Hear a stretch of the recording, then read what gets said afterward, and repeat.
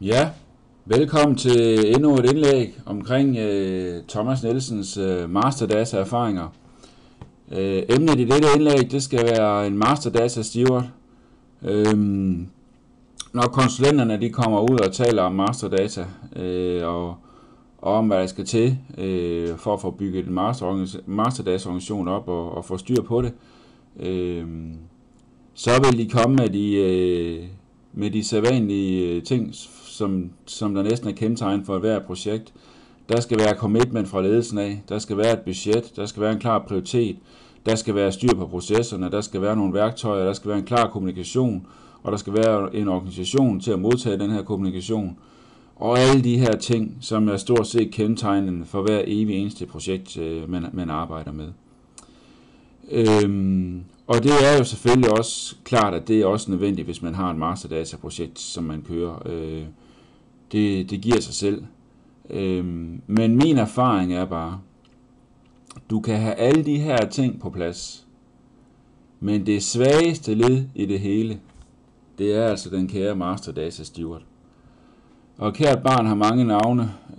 Det er ikke alle, der kalder det med Masterdata Steward. Der er også nogen, der kalder det med en controller og andre frække navne.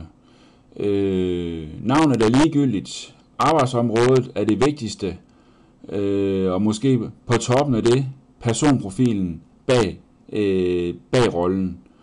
Og der er ikke så mange af de her Masterdata Stewards rundt omkring i landet.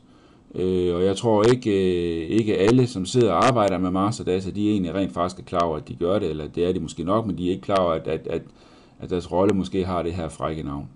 Det er også ligegyldigt. Står du og skal ud og rekruttere en ny Masterdata Steward, så har jeg tre nøgleord, som skal være kendetegnende for den her personprofil. Det giver næsten sig selv, at det skal være en struktureret person. Det skal være en, der kan lide struktur, som er et nøgleord, når det kommer til Masterdata. Men det skal også være en person med en høj selvdisciplin. Det skal være en person, som kan se, at der er byttet om på 2 bogstaver her, og det er ikke okay. Det vil jeg gå ind og lave om på, for ellers så er der sgu rod i min Masterdata, og det bryder jeg mig ikke om. Og sådan kommer det med stort set alle de Masterdata, der skal arbejdes med. Det skal være en, der siger, at det her, det tager jeg sgu nært. Og det giver måske også nøglen til det næste ord. Ikke? Det er mine Masterdata. Det skal ikke være højt ejerskab. Det er mine Masterdata, og jeg vil have, at de skal være i orden. Og det gør jeg dels ved at rette de fejl, jeg finder, men det gør jeg også ved at fortælle de personer, som måske af den ene eller anden årsag har været inde og rode mine Masterdata, og sige, at det her, det er altså mine Masterdata. Og det er mig, der ved, hvordan det her det fungerer. Jeg gør det, som vi er blevet enige om, indtil vi bliver enige om noget andet.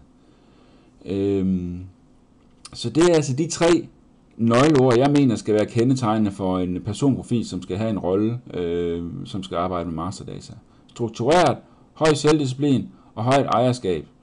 Og så gør det ikke så meget, at de ikke har systemkendskaberne og alt muligt andet, fordi det kan de ret hurtigt lære. Ja, det var alt for denne gang. Vi tales ved. Hej hej.